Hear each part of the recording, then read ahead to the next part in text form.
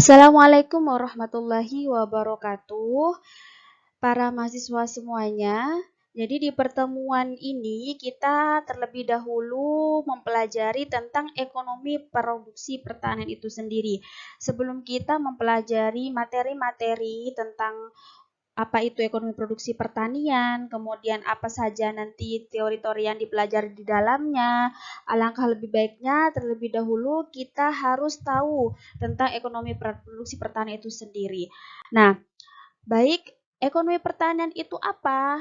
Nah, di sini dijelaskan bahwa ekonomi pertanian ini merupakan teori ekonomi yang nantinya diaplikasikan dalam bidang pertanian. Jadi nanti ada beberapa teori di dalam ekonomi yang dipergunakan atau diaplikasikan di dalam bidang pertanian. Karena di dalam pertanian itu merupakan suatu usaha yang di dalamnya membutuhkan ilmu-ilmu yang lain. Salah satunya itu adalah ekonomi, seperti itu. Nah, untuk apa perlu memasukkan unsur ekonomi di dalam bidang pertanian? Karena bertujuan untuk meningkatkan efisiensi dari sektor pertanian itu sendiri. Karena kita ketahui bahwa di sektor pertanian itu nanti akan menghasilkan makanan ya yang dibutuhkan, seperti misalnya pakan untuk ternak, bahan bakar yang dapat digunakan untuk kehidupan kita sehari-hari, serta hal apapun, makanan dan lain sebagainya gitu ya, sandang, pangan, dan papan yang nantinya tidak akan membuang-buang sumber daya yang ada. Jadi bisa dipergunakan seefisien mungkin seperti itu. Sehingga kita harus mempelajari atau memasukkan teori-teori ekonomi di dalam bidang pertanian. Seperti itu. Kemudian lebih spesifik lagi di dalam teori ekonomi produksi ini nanti yang dipelajari khususnya adalah teori produksinya saja ya, karena kita ketahui bahwa mata kuliah ini membahas tentang ekonomi produksi pertanian. Jadi yang diambil dari ekonomi itu sendiri adalah teori produksinya saja. Nah, ekonomi produksi merupakan ilmu yang mempelajari pemilihan dan penggunaan sumber daya yang terbatas dalam memenuhi pemenuhan kebutuhan hidup manusia gitu ya. Karena kita ketahui bahwa ekonomi itu sumber daya gitu ya. Sumber daya itu sifatnya langka sehingga perlu kita pergunakan sebaik mungkin gitu ya. Sumber daya yang ada itu sangat terbatas, sedangkan kebutuhan manusia itu sangat tidak terbatas. Oleh karena itu perlu ada pengelolaan seperti itu. Kemudian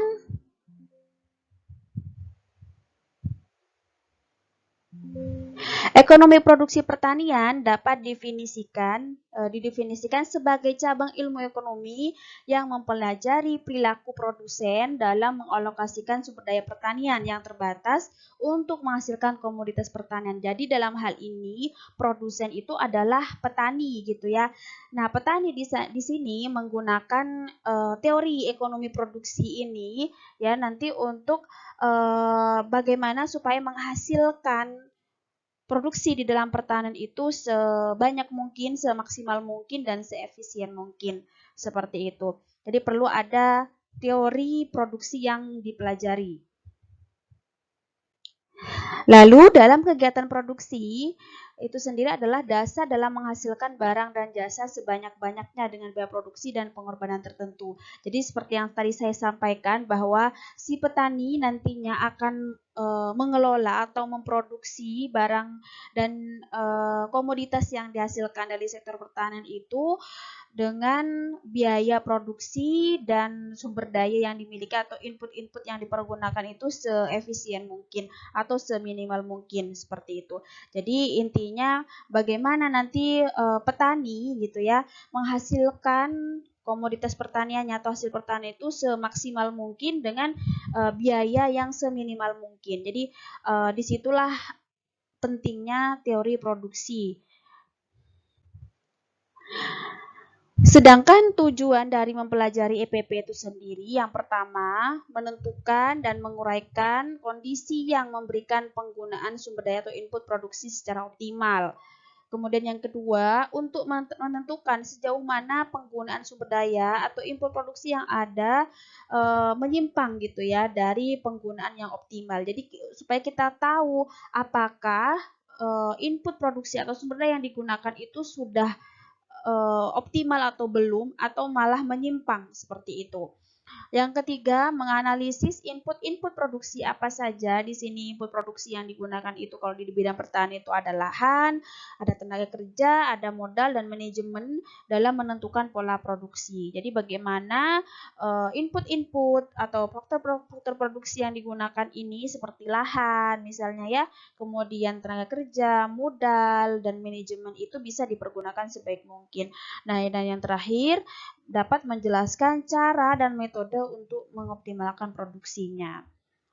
Nah, barangkali itu untuk pengenalan dari teori ekonomi produksi ya, atau ekonomi produksi pertanian itu sendiri. Jadi intinya di dalam ekonomi produksi pertanian ini kita akan mempelajari teori-teori di dalam ekonomi produksi untuk diterapkan di dalam bidang pertanian agar supaya sektor pertanian itu dapat menghasilkan komoditas atau output yang semaksimal mungkin dengan biaya yang seminimal mungkin atau faktor-faktor produksi seminimal mungkin seperti itu.